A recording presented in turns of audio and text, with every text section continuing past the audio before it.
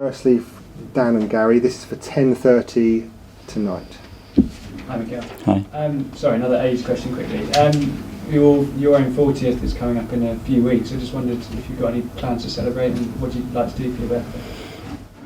No, normally I don't celebrate my birthday a lot. Normally, if you know my wife or my friends, they do something. I heard a few things, so they were planning to do something. They know that I don't really like surprises, but I can't control it, so let's wait. I understand it's an important number, and probably I'm going to start to look at myself in a different way after that. What would be a nice surprise, or a surprise that you really wouldn't want? Just to have my loved ones next to me, my family, obviously, my kids, my wife, my friends, whoever is there, and they know what I like. So if it's a surprise, I think it would be a good one.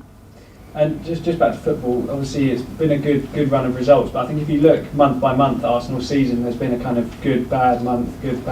I just wondered how frustrating have those kind of big swings in form be, and how do you eradicate that and get more consistent over the course of a longer period? Well, that's what the Premier League winners they don't have. They have good, very good, very good, very good, very good, very good, very good.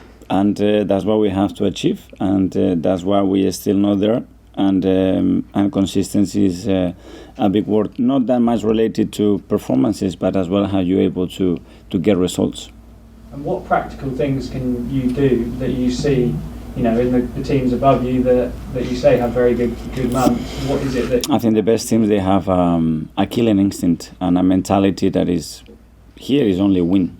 And win today and tomorrow and the next day in training and the following one. And that culture and that education has to be set. And it takes a little bit of time. And that's what we need, because the moment that is installed, not only the players, but the staff around it, or the coaches, or the club, or the directors, or the board, and the crowd, then it's extremely powerful. So was that missing when you turned up, and what do you feel like you are on the road to developing that now?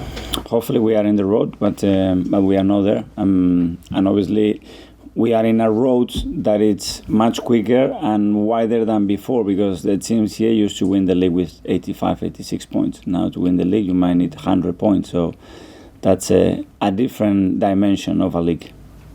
How has your trust in the team changed, Mikel, over the season? Because perhaps early in the season you look at maybe like the Everton result where you go ahead and you then lose it, and then the Wolves game where you're behind, but yet they kept on going and kept on. How's the trust that you have in them, and maybe the trust they have in themselves, changed over the season? I think my trust on them, it's been very similar. Probably my belief in what they can do sustainably for longer periods during matches is higher and bigger now. Probably you are able to transmit that to the players somehow, even if it's not intentionally. The players 100% believe much more in their abilities, in their resilience, in how they can win football matches, and that's key, because at the end it's not what we want, it's how they feel in there, and if they really have the sense that it's up to us. The record against the smaller teams is pretty good this season. The record against the bigger teams maybe not so good. Can you finish in the top four without necessarily with just beating the lesser teams?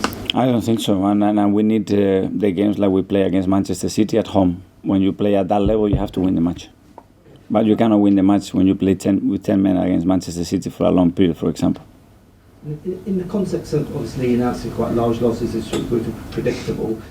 This summer you're going to squad with 20 players, 3 of them are out of contract. Is it realistic to be able to sign maybe 7, 8 players this summer? Is that going to be realistic in the overall scheme of how you can go about a transfer window? I don't know what is going to happen at the end of the season. We will discuss it and try to assess and make a plan that can work financially, that can be sustainable, and obviously that has a huge impact in the team, because every window has to be a way and a form for us to take the club to the next level.